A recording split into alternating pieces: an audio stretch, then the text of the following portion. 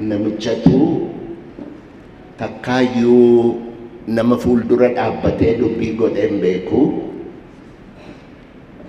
Namichi nama beekaadha. Wanni inni beeku garuu dubbii gochuun turre kottuu dubbii godhii jedhanii waaman. Paarlaamaa Faransaayitti dubbii godhuu dhaqe.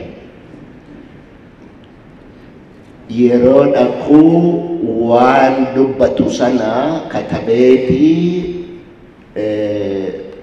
qaaliidhaan of barsiisee dubbachuu dhaqe. Gaafa dhaqee nama dura dhaabbatu garuu wanni inni dubbatu hundumtuuyyuu harkaa bade. Jennaani waan jedhee calqabee hoggaan kaleessa dubbachuudhaaf as dhufu waanan dubbachuuf dhufe anaaf Waaqa duwwaatu beekaa. Amma garuu Waaqa duwwaatu beekaa jedha.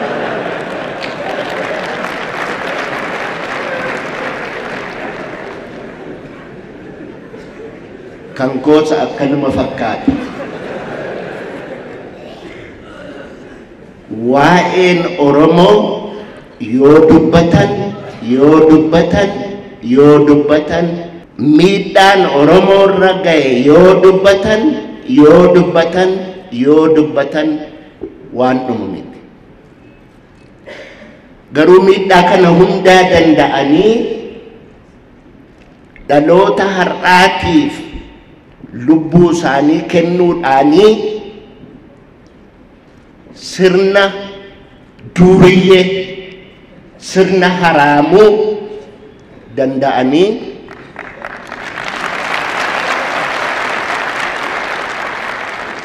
afaanni Oromoos akka as gahu seenaan Oromoos akka badee hin awwaalameen dhabamne gochuudhaaf warra lubbuu isaanii kennan isaanii warra barabaraan jiraatu warri akki Abubakar Muusaa maqaan isaa har'aasitti hin ka'in guyyaa qubee kanaan waa katabuun dhowwaa ture. Halkan ijoollee walitti qabee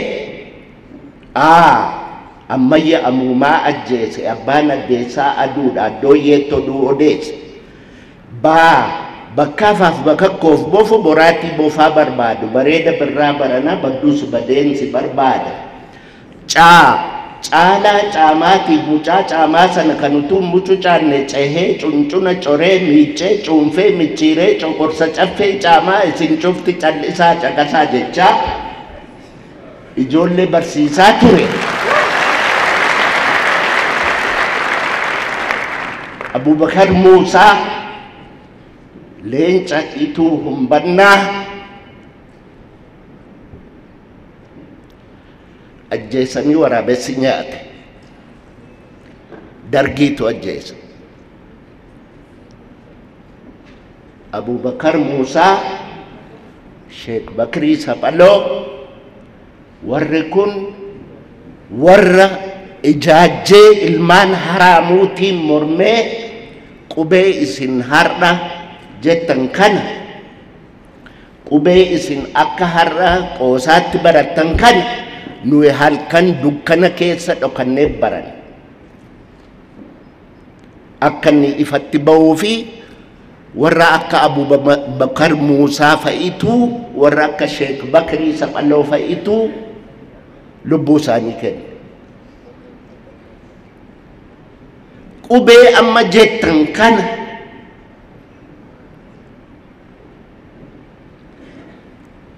Dr. Hayilee Fidaa ammayyuu Waaqayyo lubbuu isaa lafa qabbanaa haa kaa'u. Hayilee Fidaatu qubee kana fidala isaa akkamitti katabu isa jedhe kitaaba hirmaata dubbii afaan Oromoo jedhe baasee ittiin katabamuun calqabame. Sana dura immoo abbaan Gammachiisfaa Oneesimoos Nasiib fidala Habashaatiini jechaan fidala Saabaatiini katabaat turan. So afaanni Oromoo, aadaan Oromoo bu'aa baay'ee keessa darbee as ga'e. Bara Haile Sillaaseetiif bara Dargii namni katabbii afaan Oromoo wajjin qabame hin du'a. Daaluu Baqulee, Saamunaan akka Qaabatoo, ilmaan Arsii waggaa 3 qubee afaan Oromoo wajjin qabamtan jedhanii Kofalee irraa qabanii Gobbatti waggaa 3 hidhaman. Qubee afaan Oromoo wajjin qabamtanii duwwaadhaaf. Daaluu Baqulee har'a lubbuun jira. Saamunaa Dhaqqaboo lafa inni jiru hin beeku. Ijoollee Arsii, Leencaa Arsii, ijoollee qubee afaan Oromoo dhoksitee bara Abubakar Muusaa sanaa halkan dukkana keessa warra barsiisaa turedha warri kun. Warra akka Phexros Jaarraa, warra akka Ashannaafi Waddeessoo, warra Waddeessoo Jaarraa, Leenci ilmaan Arsii, warri Utaawayyuu wal'aansootti hin qabee Ashannaafi Waddeessoo jaarsa waggaa 70 torban 3 garafan. Nuyi kana sodaannee bara Dargiitiif bara Haile Sillaasee waan katabne qubee waan katabne dhoorsinee qaaliidhaan mataatti qabannee ulfaataan Dr. Nagaasoon addana jiru bara 64 Dambidolloo irratti akka itti nafxanyaan Oromoo irraa lafa fudhate walaloodhaan diraamaan dhiyaate. Diraamaa sana kan katabe ana ture. Yeroo Amaartichi gaafa sana afaan Oromoon beeku, Oromoon afaan Amaaraan beeku, yeroo waliin makanii dubbatan. Lafti kun lafuma abbaa saatii kan inni abaabayyuudhaan irra ture nafxanyaan dhufe. Lafti kun Hazaaree ጀምረው የሆው ከኒኮቲ ትእዛዛም ጥቻለሁ አቺ ጉባሳና ከሀገር ግዛቲ ሁለተኛ አትድረስ የምቦዮ ጀቷሞ ይግባኝ ፉቴ ደርቢቲ ሙጉቲ ጀዳን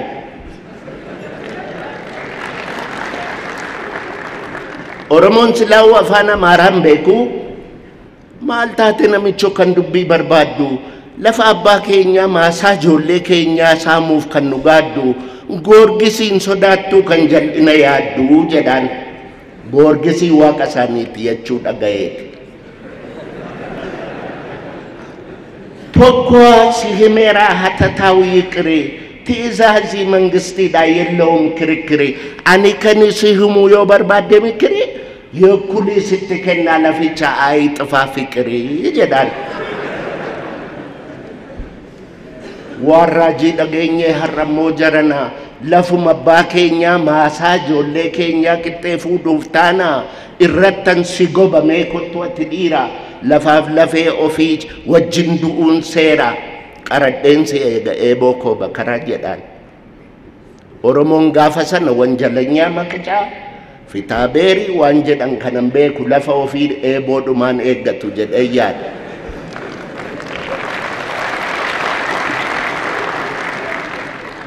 Nafxanyichi laficha giddiinitti galee qotachuu jalqaba. Abbaan lafaa argee faayiliitti banee kessiyaa qarraba. Qaxarottiin geenyaan lachanuu dhiyaatu. Daanyicha silaallaan sidaama gubboo nyaatu. Taraan isaan geenyaan lachanuu ka'anii hagabaa muggutuu jedhe. Daanyichi gaafa sana manatsariidha keewwata. Manatsarii kana faranjiitu keewwataa arganii keewwatu malee ija dhukkubbiif hin keewwatan. Manatsarii liishoo funyaanitti gadi butee Oromticha kanaan አንተ መንግስት ያላወቀህ ጠጋበኛ እንዴት ታስጨንቃለህ የንጉሴን ነፍጠኛ ትእዛዝ አምጥቷል ይሄው ከሀገር ግዛት ዳኛ ፖሊስ በሉኮ ወስዳችሁ ሰዱት በቁራኛ ጃኒ ነምቸ ፖሊሲን ጫማ ባለ ቆራቲ ዳን ኢታ ፉዴ ከርቸሌ ቡስ karchallee gizee qaxaroo jedhu firdiin hin jiru waggaa 3 karchallee taa'ee ilmaansaa manaa beelooytee achi taa'ee karchallee taa'ee geerar jiguu diddee karchalleen jiguu diddee nutubaan ishee hoomii kan dhaabaan ishee waddeessaa jaarsattiin du'uu diddee jaarsa yaanma balleessaa firri waasii nu didde kana lagaa wal keessaa walal gubbaan hurriidhaan ayyaade kaamucaa koo ishee funyaan furriidhaa karacheelleen dukkanaa nutu keessa quphanaa karchallee tafkiisaa poolisii qaldiisaa guyyaa kolfee xabsiisaa halkan akka kanniisaa aduun dhiinaan badiisa maaltu keessa gachiisaa jedheeti karchallee sidaamaa taa'ee geerar wanni oromoon hin argin hin jiru tabbi inni ittiin aadin hin jiru ijoolleen keenya ijoolleen qubeen tolatti argame jettanii yaaddan qubeen tolatti hin argamne ijibbaadhaan oromoon utuma barumsi faranjiyyuun dhufin barumsa ofii qaba soraa guyyoo soraa sororoo saafee alii soraa guyyoo barqaa wadadii diilee dagaa soraan badde sororoon subbaan badde gochii boddee bade gorsa wallaalee oromoon gaaraa mukatti bade gaafa jedhanis inni kunis waanuma barumsaati waan ittiin oromoon seenaa walitti dabarsu ture awwaadide alaabaan tapha dide burree marrachuu dide afaan sooddaa yaa'uu galaanni dide waan mal gubbaa ejjuu dhaddachi dide gaafa jedhu sanas waanuma inni ittiin ijoollee isaatti seenaa dabarsuun leenci akka Abubakar Muusaa leenci akka Sheek Bakrii Saphaloo leenci akka Girshaa Aagaa obbo Girshaa Aagaa warra Gimbiiti ijoolleen isaa amma Isaayyaas Girshaa kan jedhamu tokko biyya Ameerikaanii jira biyoonaas yaa fakkeenya xaaliyaanii yoo barbaadde bayi birraa ganamaanii yoo didde si waraanna eeboo qaramaanii kan inni jedhe gaafa afaan oromootiin hin dubbatinaa jedhanidha wallaansoo dhumaan dhufnee as geenye wallaansoo dhumaan dhufnee as geenye gaafa amaarri lafarraa fudhatee loon gadi bobba'ee dambaliin ga'uu dadhabee ol bobba'ee cilaaloo ga'uu dadhabee arsii maal jedhe loonni arsii maal jedhe ol bobba'ee cililyoo nanqatu gab bobba'ee dambali nanqatu diinni waan taamure haa rakkatu warri arsii as jirtan nan sobe moo dhugaan dhaadadhe eeyyee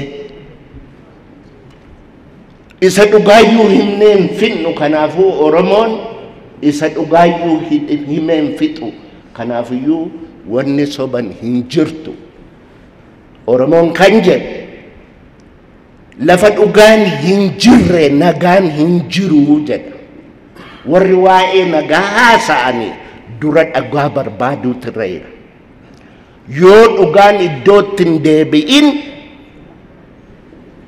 nagaan iddootti hin deebi'u kana quba qabaadhaa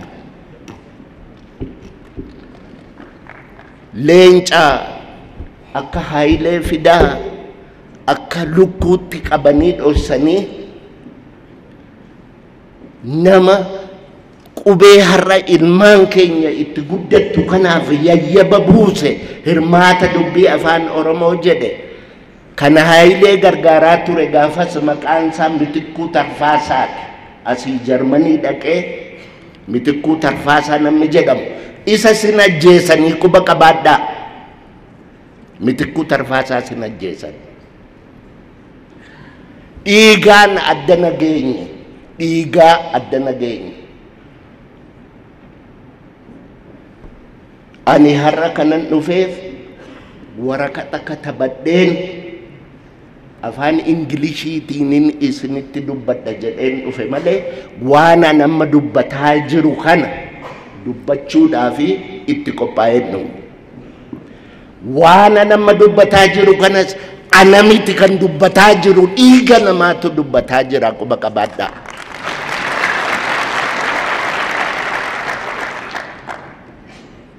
Abadan Oromoon abadan garbummaatti hin deebi'u kana quba qabaadhaa.